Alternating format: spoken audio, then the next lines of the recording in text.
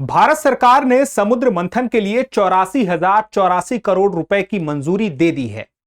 हम समुद्र मंथन की जब बात करते हैं तो यह नाम सुना सा लगता है। एक समुद्र मंथन की कहानी बहुत पुरानी है, जिसमें कहा गया था कि क्षीर सागर यानी कि दूध के समुद्र में एक तरह से कह सकते हैं कि एक मंथन हुआ और उस मंथन से अमृत निकला था, जो कि देवताओं और असुरों के बीच में हुआ था। लेकिन हम जिस समुद्र मंथन की आज बात करने वाले हैं वो समुद्र मंथन है समुद्र से तेल और गैस निकालने का, क्योंकि आज हमें उसकी जरूरत बहुत ज्यादा है। क्योंकि हम बहुत ज्यादा तेल और गैस आज दुनिया से खरीद रहे हैं, और जिस दुनिया में जब लड़ाई होती है तो वही तेल और वही पेट्रोल वही डीजल हमें हासिल करने में बड़ी चुनौतियां सामना करना पड़ती है, यानी कि कच्चा तेल हासिल करने में फिर वो महंगा हो जाता है। तो उसी से छुटकारा पाने की या उस पर कम से कम डिपेंड रहने की कोशिश है समुद्र मंथन योजना। तो क्या है, चलिए इसको बड़े ही सरल भाषा में आसान शब्दों में समझते हैं। सबसे पहली बात कि केंद्रीय मंत्रिमंडल ने इसके लिए मंजूरी दी है 84,084 करोड़ की। यानी कि सीधी सी बात है, जब हमें समुद्र में जाकर के वहां बहुत सारी चीजें लगानी होंगी, बनानी होंगी, फिर डीप वाटर में जाना होगा, वहां से समुद्र से फिर हम तेल और गैस जब निकालेंगे तो खर्चा आएगा। तो उसके लिए सरकार ने बोला कि हम 84,084 करोड़ रुपए देंगे। अब यहां पे बात आती है कब तक के लिए है, तो 2030-31 तक के लिए। अभी 26 चल रहा है, यानी कि लगभग 5 सालों के लिए है। और इसमें लक्ष्य यह है कि 600 million metric ton oil equivalent से ज्यादा भंडार तक पहुंच बनाना है। इसका मतलब क्या हुआ, यानी कि देखिए, जब हम समुद्र मंथन करेंगे तो एक तरफ तेल भी निकलेगा और दूसरी तरफ गैस भी निकलेगा। तो तेल और गैस दोनों निकलेगा, तो उसमें यह कह दिया है कि इतनी ऊर्जा मतलब हमें मिलेगी इस तेल और गैस की, इतनी ऊर्जा के बराबर हम कैलकुलेट करके बता रहे हैं, जो कि 600 मिलियन मीट्रिक टन ऑयल की ऊर्जा के बराबर होगी। यानी कि एक मापने का तरीका बता दिया है, भले गैस निकल रही है लेकिन उतनी ही ऊर्जा के बराबर होगी जितनी ये है, 600 मिलियन मीट्रिक टन। यहां तक हमें पहुंचना है। और इसकी शुरुआत भी हो गई है। ओएनजीसी ने महानदी बेसिन में पहला डीप वाटर वेल पहले ही खोदना शुरू कर दिया है। तो ये एक ऐसी योजना है जो ऑफशोर है, और दूसरी बात डीप वाटर है। इसका मतलब ये हुआ कि गहरे दूर समुद्र में गहराई में। तो यहां पे समुद्र से यानी कि तट के पास में नहीं है, थोड़ी दूरी पे है और गहराई में है, वहां से पूरा का पूरा प्रयास होगा। तो यहां पे महानदी बेसिन में हुआ है, यानी कि सीधी सी बात है, भारत के इस मैप पे देखें तो जो ओडिशा वाला क्षेत्र है उसके तट के थोड़ी दूरी पे समुद्र में ये प्रयास शुरू हुआ है। अब अगली बात आती है, चर्चा में होने की बड़ी बात यह कि यह भारत की अब तक की सबसे बड़ी ऑफशोर परियोजना है। यानी कि इससे पहले समुद्र में खोज के लिए इतनी बड़ी रकम नहीं लगाई गई तेल और गैस के लिए, 84,084 करोड़, जो कि समुद्र से एक दूरी पर है और मैंने कहा डीप वाटर है। और रिकॉर्ड आयात निर्भरता के बीच की बात करें तो भारत जितना भी तेल दुनिया से ले रहा है, जितनी भारत को जरूरत है, वो जरूरत उसकी 89% की है लगभग। क्योंकि लगभग 11% के आसपास तो भारत अपनी जरूरत पूरी कर लेता है, इतना तेल वो पा जाता है अपने देश में ही। लेकिन उससे उसका काम होगा नहीं, यानी कि अभी भी भारत तेल गैस का उत्पादन तो कर रहा है, लेकिन वो बहुत कम मात्रा में है। भारत को बहुत ज्यादा जरूरत है।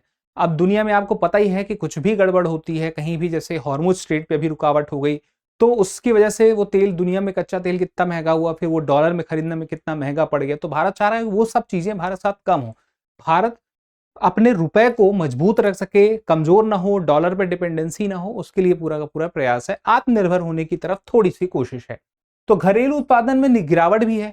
जो उत्पादन घरेलू हो भी रहा तेल गैस का, वो पिछले 5 साल में उत्पादन 29.7% से 28% पे आया है। तो अब इसी को बढ़ाने की कोशिश है कि हम पीछे क्यों जा रहे हैं, हमें तो आगे जाना चाहिए। अब बात आती है ऑफशोर का मतलब, तो मैंने बताया समुद्र से दूर है, समुद्र के अंदर है। और दूसरी बात है ऑन शोर का मतलब अगर होता जमीन पर की गई खुदाई है, और ऑफ शोर का मतलब समुद्र के अंदर है। अब समुद्र में गहराई के 3 स्तर है। शैलो वाटर होता है, कम गहरा होता है, डीप वाटर यानी कि ज्यादा गहरा, और अल्ट्रा डीप वाटर यानी कि बहुत ज्यादा गहरा, सबसे मुश्किल व महंगा। अब अगली बात आती है, योजना के 4 घटक रहने वाले हैं। 4 हिस्सों में योजना काम करेगी। गहरे समुद्र में ड्रिलिंग होगी, 60 वेल्स बनाए जाएंगे, एक तरह से हम कहते हैं कुएं बनाए जाएंगे। इसके लिए 43,200 करोड़ रुपए की राशि आवंटित की जाने की बात है। ऑफशोर डेटा इक्विजिशन होगा, डेटा को लेकर के 28,534 करोड़ रुपए अध्ययन और शोध के लिए। फिर कॉमन ऑफशोर इंफ्रास्ट्रक्चर हब, यानी कि जो एक पूरा इंफ्रास्ट्रक्चर बनाया जाएगा तेल निकालने की पूरी प्रक्रिया के लिए, उसके लिए 10,000 करोड़ रुपए। और मैन्युफैक्चरिंग और सर्विसेज जोन के लिए भी 2,000 करोड़ रुपए। इतना कुछ लगाने की योजना है। और सरकार इतना पैसा इसलिए लगा रही है क्योंकि जो निजी कंपनियां हैं उनको थोड़ी हिम्मत मिल सके कि वो पानी के अंदर उतर सकें। तो जितने भी कुएं बनेंगे उसमें आधा खर्चा तो सीधे सीधे सरकार खुद करने की बात कह रही है कि हर वेल की लागत का हर 50% सरकार वहन करेगी, और बाकी या फिर मान लीजिए कि जितनी लागत है या फिर 675 करोड़ रुपए प्रति वेल जो भी कम होगा उसके हिसाब से सरकार खर्च कर रही है। यानी कि बड़ी राहत की बात है निजी कंपनियों के लिए, क्योंकि उनके लिए एक रिस्क की बात है, क्योंकि ऐसा नहीं होता कि तेल तुरंत आज से निकलने लगेगा, उसमें एक लंबा समय लगता है, और जब वो समय लगता है तो आउटपुट नहीं दिखता है तो एक डर एक खौफ तो होगा ही व्यापारियों को। अब अगली बात आती है तेल कहां से निकलेगा। जैसे हमने कहा कि ओएनजीसी ने महान ओडिशा के तट पर ओएनजीसी पहले ही खुदाई शुरू कर चुका है। कावेरी बेसिन तमिलनाडु तट पर, फिर कृष्णा गोदावरी बेसिन आंध्र प्रदेश तट पर पहले से ही गैस मिल चुकी है। यहाँ पे अंडमान क्षेत्र पहले से ही गैस की पुष्टि हो चुकी है, ये भी अगला एक बड़ा हॉट स्पॉट है, और सौराष्ट्र क्षेत्र बेसिन गुजरात में। यानी कि इन जगहों से तेल निकालने का प्रयास रहने वाला है, गैस निकालने का प्रयास रहने वाला है। अब बात आती है निकालेगा कौन। तो अभी हमने कहा ओएनजीसी सबसे आगे है, डीपेक्स टीम बनाई गई है जिसमें 30+ विशेषज्ञ हैं और ये डीप वाटर वेल्स की योजना पे काम कर रहे हैं। फिर ऑयल इंडिया लिमिटेड दूसरी सबसे बड़ी सरकारी कंपनी है, ये काम करेगी। फिर निजी कंपनी में रिलायंस, वेदांता, सन पेट्रोकेमिकल्स, विदेशी कंपनी में बीपी, ओएनजीसी और रिलायंस साथ साझेदारी में काम करेगी, और इसके अलावा कुछ अन्य कंपनियां हैं ये भी काम करेंगी। अभी कौन निकालता है, तो अभी की बात करें जो देश में उत्पादन हो रहा है उसमें से मुख्यतः ओएनजीसी और ऑयल इंडिया जैसी कंपनियां निकाल रही हैं। इनके पास एक्सपीरियंस है, दशकों से यही उत्पादन कर रही है, तो इनके पास तो अनुभव है, लेकिन नई कंपनियों के पास नहीं है। वही रिस्क वाली बात है जिसमें सरकार सपोर्ट कर रही है, आधा खर्च खुद उठा रही है। तो हाल में निजी कंपनियां भी धीरे धीरे जब इससे जुड़ी हैं तो सरकार अब इसी वजह से अपनी हिस्सेदारी बढ़ा रही है। तो मकसद यही है कि काम जल्दी से जल्दी हो, इसलिए सरकार भी पैसे लगा रही है, और दूसरी बात है कि जल्दी से जल्दी हमें तेल और गैस का उत्पादन शुरू करें, लेकिन फिर भी इसमें सालों तो लगेंगे ही। अब बात आती है कि चिंता क्यों इतनी है। जैसे मैंने कहा कि भारत इतनी जल्दी में क्यों है, क्योंकि 89% तेल जब बाहर से खरीद रहा है तो हर साल उसके लिए $100 बिलियन से ज्यादा खर्च हो रहा है भारत का, और $100 बिलियन से ज्यादा खर्च हो रहा है तो ये डॉलर की कीमत तो साल दर साल बढ़ती जा रही है। $1 में और ज्यादा रुपए हो जाते हैं, फिर $1 में कहा जा रहा है 100 रुपए तक पहुंच जाएगा, 100 क्रॉस कर जाएगा, तो ये डॉलर तो महंगा पड़ेगा ना भारत को। तो भारत को डॉलर महंगा पड़ेगा, वही मैंने बताया कि कभी सप्लाई चेन बाधित होगी तो महंगा हो जाता है। क्रूड ऑयल महंगा अचानक से हो गया, कोई भी दिक्कत हुई, वॉर हुई, तो वो डिपेंडेंसी जितना खर्च कम हो, तो इसी को $100 बिलियन से ज्यादा जो खर्च हो रहा है इसको कम करना है। जीरो करना तो थोड़ा मुश्किल है, देखिए नहीं हो पाएगा। फिर 85% आयात होर्मुज जलडमरू मध्य से तनाव होने पर सप्लाई खतरे में है, और भारत के पास सिर्फ 18 दिन का सुरक्षित भंडार है, जबकि एक आदर्श स्थिति मानी जाती है दुनिया में कि 90 दिन का एक भंडार तेल और गैस का होना चाहिए, लेकिन हमारे पास सिर्फ 18 दिन का है, 1 महीने का भी नहीं। तो इस वजह से ये चिंता की बात तो है ही। अगर ये सब कुछ हो गया इस योजना के माध्यम से जो हम चाहते हैं समुद्र मंथन करके, तो उससे आयात निर्भरता में कमी तो होगी ही, हम कम से कम मंगाएंगे, विदेशी मुद्रा जो हमारी डॉलर हम बचा के रख सकते हैं, जो खर्च हो रही थी वो बचा लेंगे, तो भारत के विदेशी मुद्रा भंडार बचेगा। भूवैज्ञानिक अनिश्चितता घटने से निजी निवेश को बढ़ावा मिलेगा। अगर तेल हमें सही मात्रा में मिल गया जितना हम चाहते हैं तो और लोग इसमें आएंगे, जुड़ेंगे, और मशीनें भारत में बनने से क्या होगा कि एक नया सप्लाई चेन बनेगा। अपने लिए तो भारत ही ये मशीनें बनाएगा जो कि ये खनन से संबंधित माइनिंग वाला जो तेल निकालने वाला काम करेंगे, दुनिया को भी ये मिलेगी, दुनिया भी खरीद सकेगी, और ये इससे रोजगार भी मिलेंगे, औद्योगिक विकास भी होगा। और अंडमान जैसे क्षेत्र में अभी बहुत सारी संभावनाएं हैं, तो वहां पे भी बहुत सारा अभी प्रोडक्शन होने को देखने को मिलेगा, और पूरी वैल्यू चेन में दीर्घकालिक अवसर मिलेगा, चाहे वो हम बात करें रोजगारों की, चाहे उद्योग की, चाहे देश में विदेशी मुद्रा भंडार की, या हम कहें कि जीडीपी में वृद्धि की। तो ये फायदे बहुत सारे हैं, बशर्ते कि हमें इंतजार अभी करना होगा। अब आगे की चुनौतियों की बात करें तो लंबा समय लगेगा, अभी एक तुरंत समय में 1 साल 2 साल में नहीं हो जाएगा, और उच्च तकनीकी चाहिए, और वित्तीय जोखिम तो है ही, इसमें पैसा बहुत सारा शुरू में ही लगता है, और उसका क्या रिजल्ट मिलता है, क्योंकि अभी तो शोध होनी है, खोज होनी है, तो उसके साथ ही बहुत कुछ पता चलेगा कि हमें महंगा तो नहीं पड़ जाएगा, पता चला हम जितना खर्च किए उतना हमें आउटपुट मिला ही नहीं, और मुश्किल तो है ही, जटिल तो है ही। और मांग आपूर्ति की एक जो बड़ी खाई है कि खपत 243 मिलियन टन बनाम उत्पादन सिर्फ 26-28 मिलियन टन, ये अभी भारत की स्थिति है। और पर्यावरणीय खतरों की बात करें तो समुद्री पारिस्थितिकी व तेल रिसाव का जोखिम है, चाहे अंडमान की बात करें, चूंकि हम ऑफशोर कर रहे हैं यानी कि पानी के अंदर दूरी पे कर रहे हैं, तो खतरा तो है ही।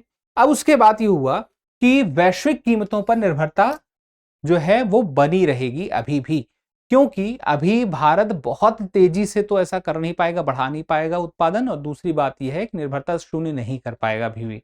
अब सारी बातों का निष्कर्ष ये है कि एक कदम जरूरी है, लेकिन ये दीर्घकालिक निवेश है, समय लगेगा। दूसरा कि क्या निजी विदेशी निवेश सच में आकर्षित होता है, क्या बाहर से इसमें इन्वेस्टमेंट भी आता है।